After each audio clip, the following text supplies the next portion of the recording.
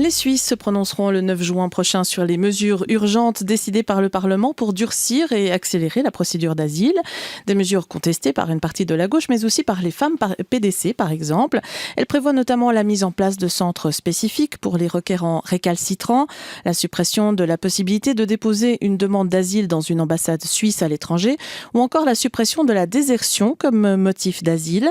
Alors nous allons bien sûr entendre les arguments des deux bords. Ce matin, nous recevons une partisane de ces mesures. Fabienne Despots, bonjour. Bonjour. Vous êtes députée UDC au Grand Conseil vaudois. Alors Fabienne Despots, pour vous, une nouvelle révision et un durcissement de la loi sur l'asile est nécessaire aujourd'hui? Je ne suis absolument pas la seule à le penser. Je pense que la Suisse péchait par excès de générosité en matière d'asile, ça c'était très clair. Et la preuve en est que le projet qui a été défendu par Madame Sommaruga a trouvé une large majorité au sein du Parlement, que même des groupes de gauche, là, notamment le Parti socialiste, n'ont pas estimé que c'était utile d'aller à l'encontre de cette révision, parce qu'ils se rendaient bien compte que c'était des mesures qui étaient absolument nécessaires à prendre, que la Suisse a une très très grande attractivité, qu'il faut absolument la limiter, et que le système est engorgé. Qui se rendaient peut-être compte aussi que c'était aller vers un échec assuré devant le peuple, plutôt que c'est pas forcément qu'ils sont derrière ces mesures, c'est simplement qu'ils avaient peur de renforcer les thèses ou ce que l'UDC défend.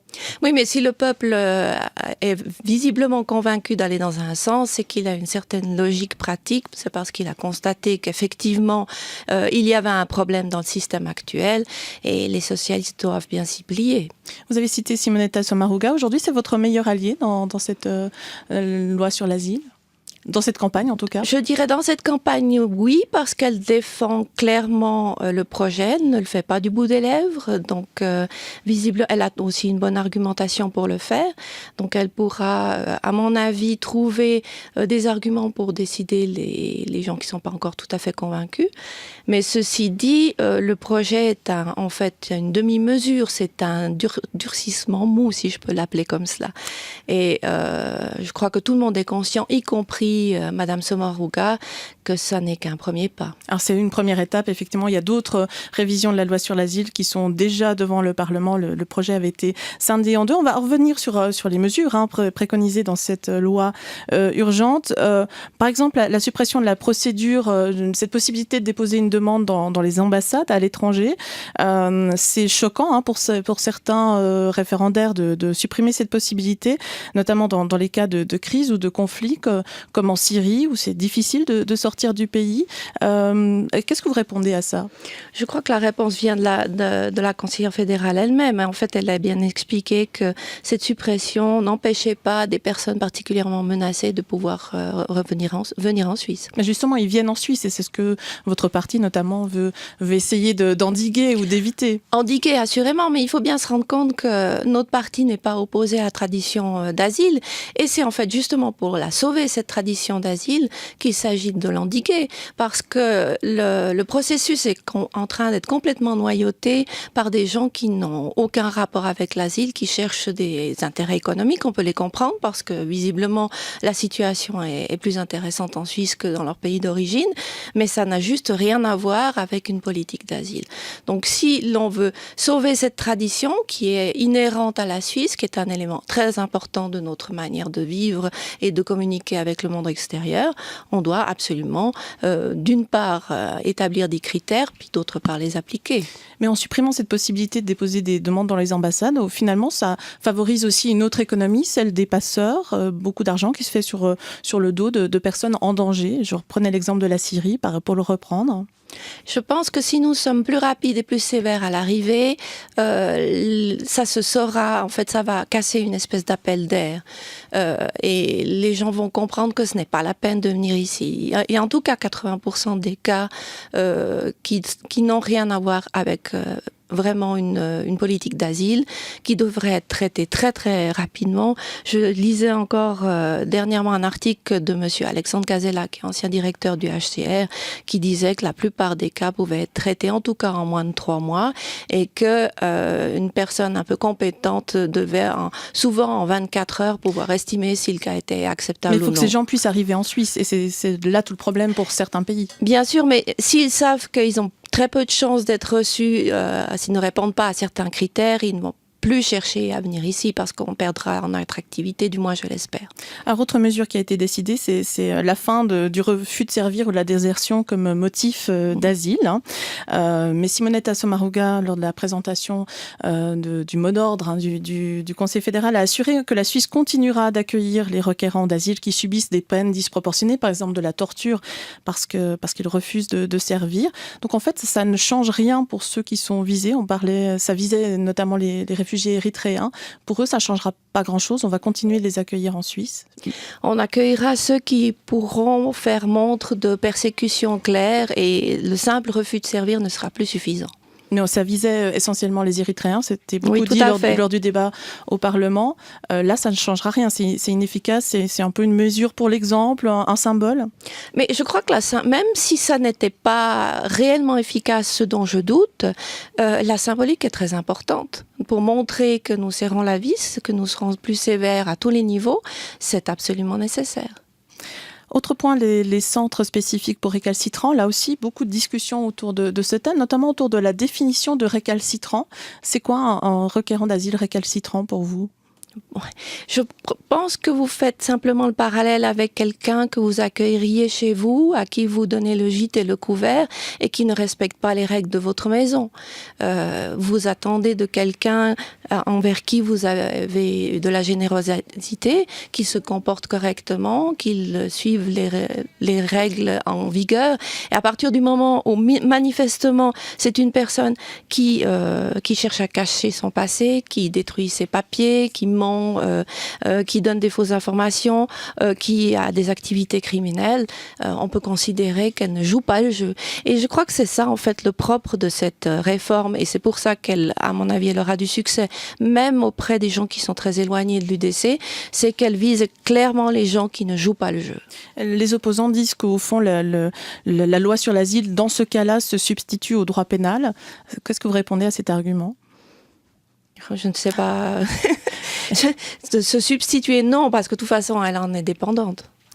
Justement, sur les centres, il y a cette possibilité nouvelle qui est donnée. Il faut dire que cette loi est déjà en vigueur depuis septembre passé, parce que c'était une loi urgente. Il y a cette nouvelle possibilité qui est donnée à la Confédération de loger des requérants d'asile sur ces terrains, dans les bâtiments qui lui appartiennent, en informant les cantons et les communes, mais sans demander d'autorisation.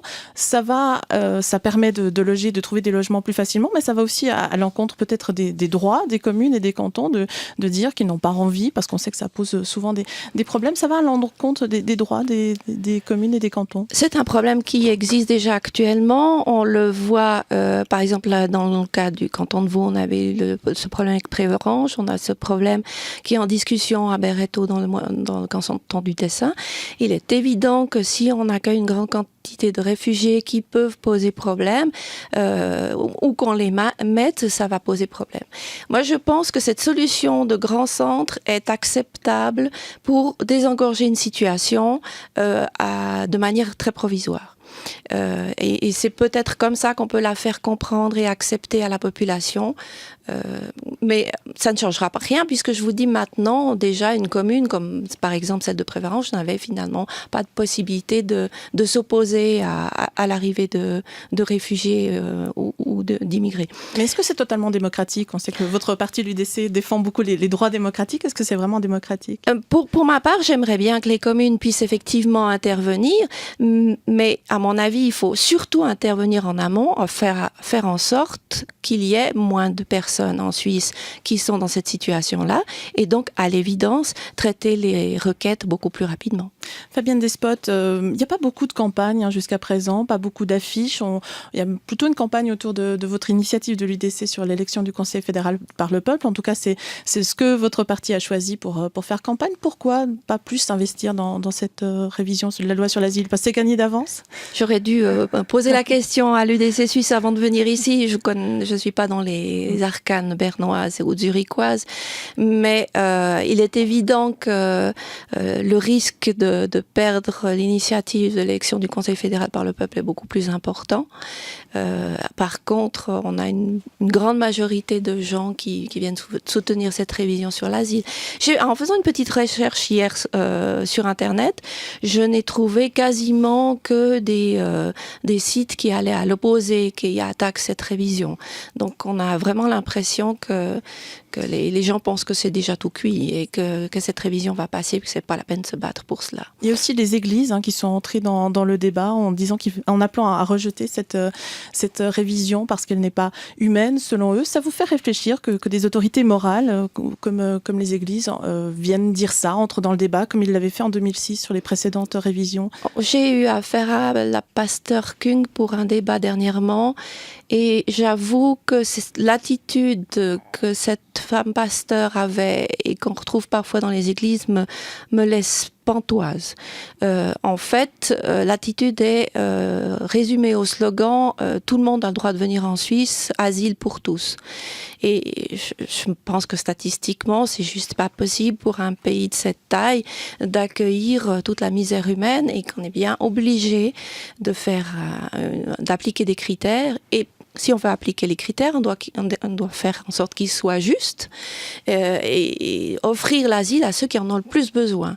Or, l'attitude de l'asile de l'Église est visiblement pas dans ce sens-là. À mon avis, elle est totalement irréfléchie. Je peux comprendre qu'ils ont l'envie et finalement la philosophie de vouloir aider les plus pauvres et les plus nécessiteux, mais il n'y a pas du tout de réflexion politique là derrière. Mais on est à la 11e révision de la loi sur l'asile, il n'y a pas de l'acharnement quand même? Acharnement, à voir le nombre de demandeurs d'asile, finalement on n'y est pas du tout parce que j'ai regardé un tout petit peu les chiffres, on est à un demandeur d'asile sur 330 habitants en Suisse contre 2000 en Allemagne et 7000 en Italie, donc je vais vous dire que l'acharnement il est plutôt faible.